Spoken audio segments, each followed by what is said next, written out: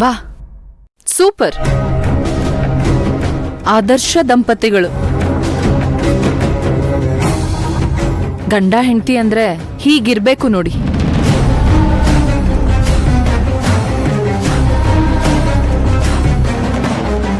ಅಡಿಗೆ ಎಲ್ಲ ಘಮಘಮ ಅಂತ ಇದೆ.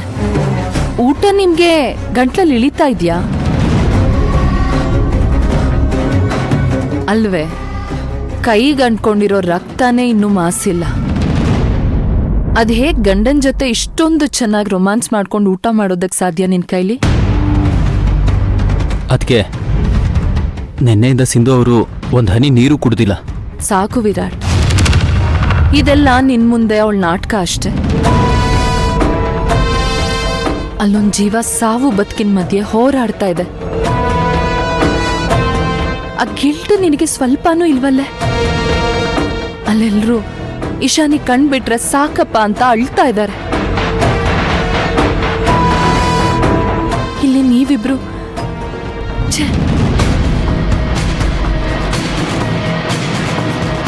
ಇವಳಿಗೆ ಜೀವದ ಬೆಲೆ ಗೊತ್ತಿಲ್ಲ. ಹೋಗ್ಲಿ, ನಿನಗಾದ್ರೂ. ಭವಾನಿ, ಅವಳೇನ್ ತಪ್ಪು ಮಾಡಿದ್ಲು ಅಂತ ಹೀಗೆಲ್ಲ ಮಾತಾಡ್ತಿದ್ಯಾ? ಮಾವ, ನೀವು ಇವಳ ಕಡೆ ಅಂತ ನನಗ್ ಚೆನ್ನಾಗ್ ಗೊತ್ತು. ನಾನು ಏನೇ ಹೇಳಿದ್ರು ಅದಕ್ಕೆ ನೀವು ವಿರುದ್ಧವಾಗೇ ಮಾತಾಡೋದು. ನಿನ್ನೆಯಿಂದ ಈ ಮನೆಯಲ್ಲಿ ಆಗ್ತಿರೋ ಅಷ್ಟು ಘಟನೆಗೆ ಸಿಂಧುನೇ ಕಾರಣ ಅಂತ ಗೊತ್ತಿದ್ರು ಅದ್ ಹೇಗೆ ಇಷ್ಟು ನೆಮ್ಮದಿಯಾಗಿ ನಗ್ನಗ್ತಾ ಊಟ ಮಾಡೋದಕ್ಕೆ ಸಾಧ್ಯ? ನೀವೇ ಹೇಳಿ. ನೀನು ಊಟ ಮಾಡ್ತಿರೋದು ಅಷ್ಟೇ ನೋಡ್ತಿದ್ಯಮ್ಮ.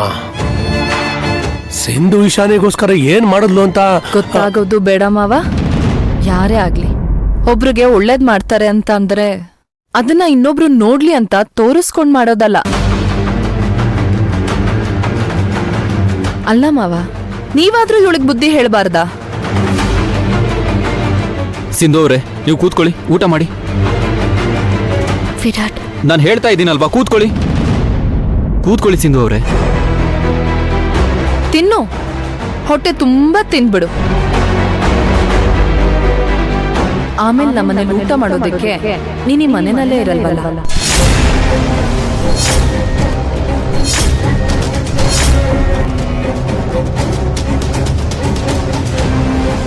ಏನ್ ಮಾತಾಡ್ತಿದ್ಯಮ್ಮ ಭವಾನಿ? ನಿಜಾನೇ ಹೇಳ್ತಾ ಇದ್ದೀನಿ ಮಾವ. ಇವಳು ಮಾಡಿರೋ ತಪ್ಪಿಗೆ ಪೊಲೀಸ್ನವರು ಅರೆಸ್ಟ್ ಮಾಡ್ಕೊಂಡು ಕರ್ಕೊಂಡು ಹೋಗ್ತಾರಲ್ಲ, ಅವಾಗ ಗೊತ್ತಾಗತ್ತೆ.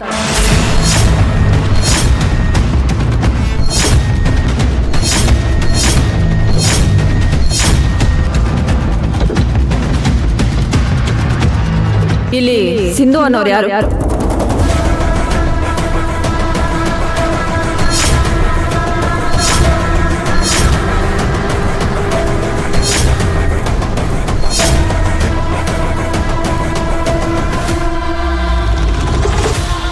ಇವಳೆ ಸಿಂಧು. ಯಾಕೆ ಇನ್ಸ್ಪೆಕ್ಟರ್?